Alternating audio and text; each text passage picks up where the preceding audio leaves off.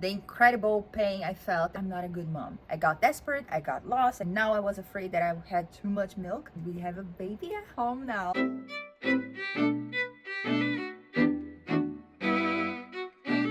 Hello people! Today we are bringing baby Tobias back home from the hospital, and I'll share with you the first 3 days we spent with him at home. As you may have watched, we have here the previous video about the birth.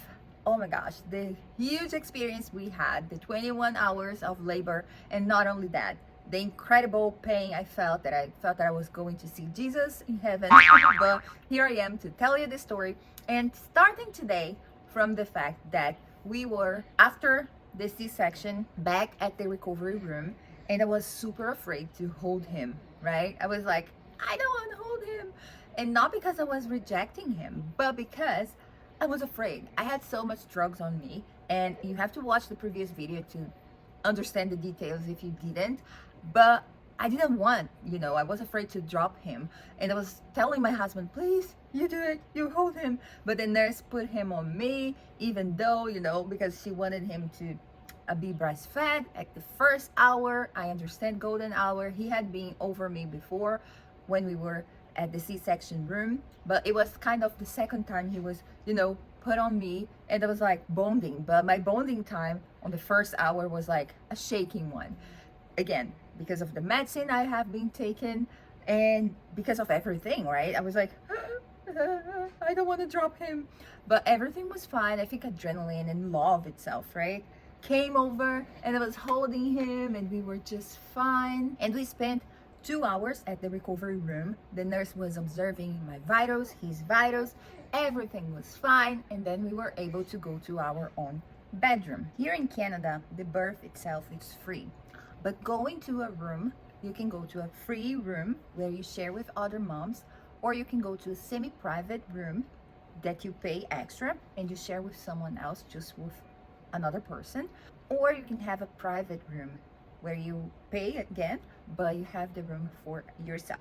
In our case, we chose the semi-private room and we paid for it. Actually, my husband's work insurance covered for it, so we paid, but we didn't have to pay for it, So we went to our semi-private room. That's this one you're seeing right now. And we shared with another couple, but they were discharged when we arrived. So basically we had the 2 rooms for ourselves, but we could have shared this with another family. And it was a place where you can receive guests and you can also receive your treatments. I mean, the doctors will go there to see you, the nurse, you receive food there. It's like your room, right? And 4 hours after I gave birth, came a nurse and she said, okay, can you sit down please? And let's walk into the washroom. I was like, already? Back in Brazil, where I'm from, after a C-section, a mother stays in bed, I think, for long hours. I can tell you the amount exactly, but I'm pretty sure it's not like only 4 hours after birth. But every country has a different procedure. And here, the protocol is like, let's see if you can walk, let's see if you can pee, let's see how your body's reacting.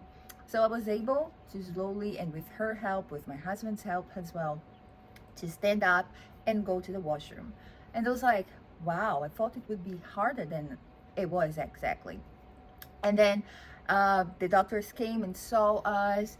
Actually, our family doctor was able to go and visit us as well at night. So we were like, look at us. We were so blessed. We were surrounded by so much care, so many great professionals there at this hospital we gave birth. So we were over the moon with the treatment and with everything else. So I gave birth on a Friday morning. Saturday morning, they came and did a blood work on me. And even overnight, they did lots of blood work on him. They did like one test that they collect blood from his foot, and it was a bit painful because I saw the nurse squishing his feet. I was like, oh no, almost crying, but I knew that it was for the best, right? It was a test they had to do. When it was Saturday morning, they were like, look, he's pooping, he's peeing, You're doing fine as well, because they were checking even on me to see how much bleeding I was having, which was like a bit uncomfortable. I'm not saying that what they were doing was wrong. I'm saying that for me as a person, having someone checking on me to see if I'm bleeding or not is like, okay, not the best experience. But they were checking me, checking the baby, and on Saturday morning, after all the tests, came a nurse and said, look, you guys are doing so great that I think the doctor wants to discharge you guys today. And I was like, again, in shock, because every woman that I've met, they didn't go back home, at least not in my mother country, at least like 2 days after giving birth. 26 hours after giving birth, after having a C-section, we were able to come back home, and we were discharged from the hospital. They said that I was going to take just ibuprofen and Tylenol as a painkiller, and we were discharged. And I was like, is that it? So it came to my mind, like, now that we are going home, what should we do? We have a tiny teeny newborn baby. Oh my gosh, how do we take care of him at home? Will I have milk? Lots of questions, but there was no time to think, because we had to put him on the car seat. That it was the very first tricky part of this journey. And here we are with our car seat, with our newborn baby, and we're like, what are we going to do now? We tried to put him on the car seat, but he wasn't fitting, and we were like, what is wrong? We knew that the car seat installation was right because we did it ourselves, but we tested.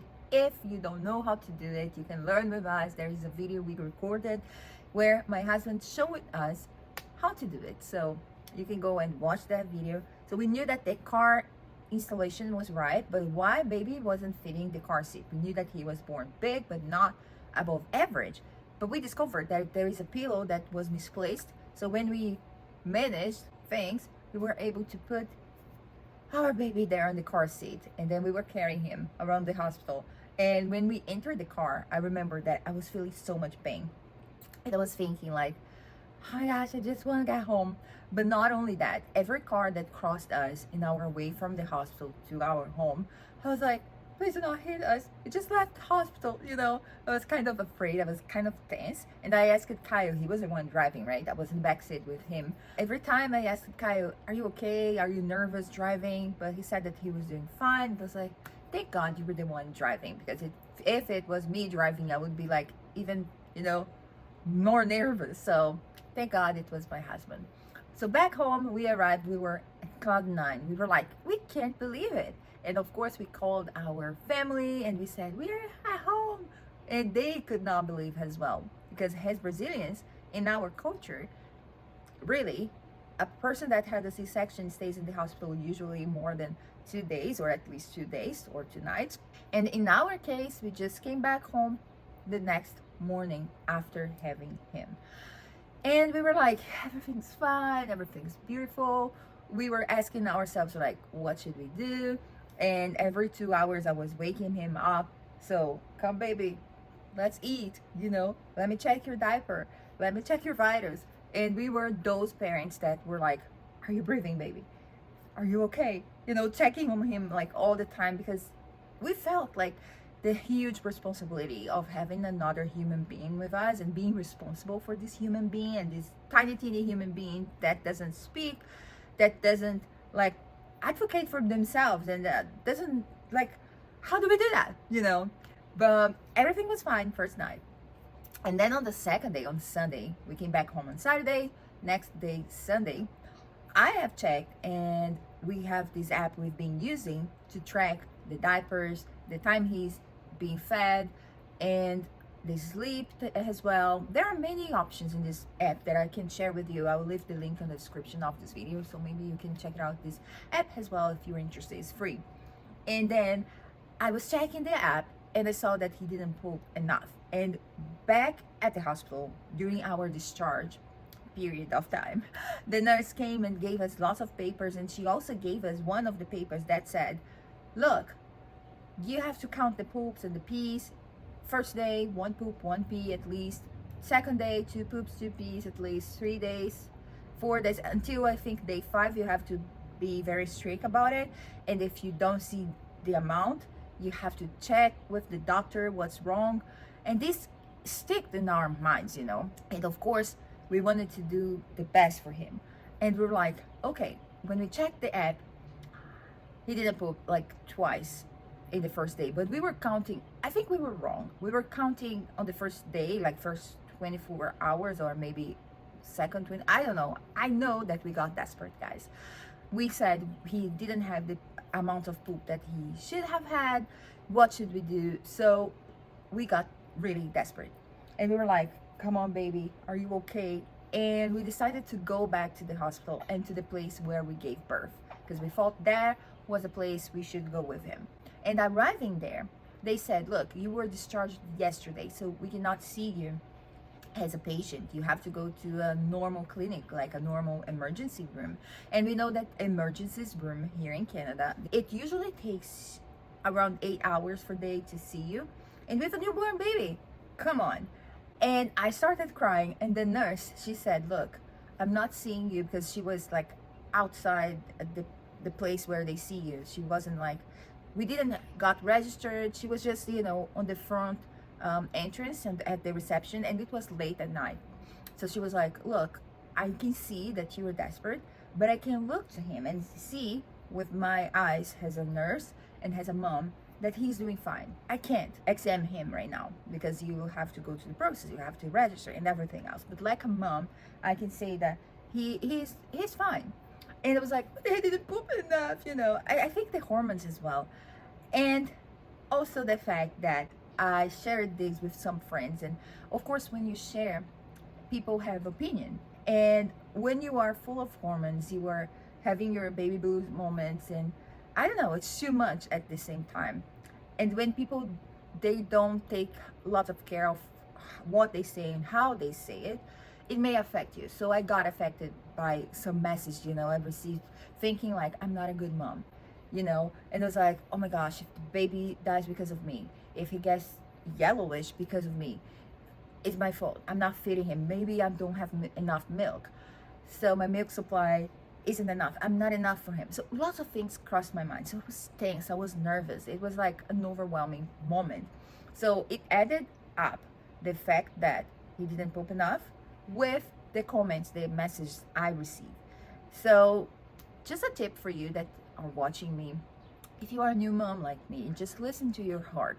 Okay, at the first, I would say week or at least 48 hours, go with the flow with your partner, with your family, with people that are around you. If you start listening to what people say, you may get confused or lost. This is what happened to me, right? I got desperate, I got lost, I got confused, I got like desperate. This is the word, because I heard what people were saying, but not in a good way, in a bad way. So long story short, I spoke to this nurse and I said, look, I don't know what to do. Maybe my milk supply isn't there, so I'm thinking of buying formula. She said, do whatever you think is the best for your baby. Just be aware that he's fine. At least he looks fine. And she touched like his forehead and she said, he's not having fever. So go back home, do whatever you want, but just take a deep breath. You're doing great. When she said that I was doing great, like that word shake me in a positive way. And it was like, okay, I'm trying my best. And for me, I wanted to breastfeed him, but I was pretty fine if he just had formula, because for me the main thing is that he's healthy, he's doing great, and you know, I just wanted to make sure that he was safe and sound. So leaving hospital, we went straight to Walmart and we bought some formula, and I fed him with formula. But like, if you think of the time I'm talking to you, Friday he was born, Saturday we came back home, Sunday we went to this clinic and I fed him with the formula, but also trying to breastfeed him. And Monday morning he had an appointment to see the doctor. So even though we didn't have fed him with formula, like the doctor would have seen him anyway. So we went to the clinic to see the doctor and I spoke. I told her like I was so nervous, and she said, calm down, let's try this. You can keep giving him formula, but first you offer your breast and then you pump every other time you feed him, and you offer just to top up a little bit of formula. So I just did the formula thing, I think, one more time, because when I pumped, I saw milk, not milk, it was like the colostrum, it was the yellowish thing. I saw it coming up and I collected it and I fed him. So every time I was like feeding him on my breast and then giving him, instead of the top up from formula, I was now giving him my own breast milk.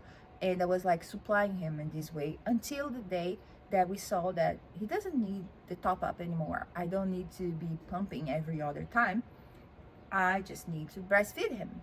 And we saw it because we went to see the doctor on Monday and he had lost weight, which is normal, every baby does. But we checked again at the same week on Thursday, a couple of days later, and he was just being breastfed and he had gained weight. So she said, okay, you don't need to give, if you don't want, you don't need to give formula. And I wasn't giving him formula anymore. I just gave him one day, but I kept collecting my milk like every other day until this Thursday that I stopped, because my milk supply really came out and now I was afraid that I had too much milk. It was like, oh no, I can't have that much milk. I need to stop. And I stopped like pumping. And this pumping thing and breastfeeding thing I can share in another video with you. I just want to share that like my experience was like a roller coaster, right? With ups and downs, and I felt like I don't have milk, like and down, right? And then I had much milk. And then I was like, I'm going with formula, but then no formula anymore, you know? It was something like that. And it was day 3. So day 3, you know, and day 4, day 5, as I said, as I gave you the final result, he started gaining weight, and we even went to his first month appointment now. Look at us, how developed we are. And every single thing is fine. He's perfect. And when I remember the first 3 days that we brought him home, I was like, wow, I feel like it's so much easier now because we understand him better. We kind of can know when he's crying because he needs something, he's hungry, or he needs to, I don't know, sleep, or he's in pain because he has some gas. I don't know, we kind of know now. But like in the beginning, and again, he was so small and we were like, oh my gosh, how can we hold him? How can we, you know, take care of him? But look at us, we made it. And this is the story basically of how we survived and what happened, bring him home, and we have a baby at home now. And I want to share you again about the breastfeeding. I want to share with you about the C-section experience. I mean, the recovery, right? The C-section, we have a video already, but I want to share with you the C-section recovery, that it was something. And there is, again, a playlist here sharing about my motherhood, and now about especially being a mom with a baby outside the womb. So you can watch when he was inside of me and now that he's outside of me. And I want to say thank you for being here with me in this journey. Thanks for watching, and I will see you definitely on my next videos about beauty, about my reviews, about Canada, and about life. Many kiss and bye.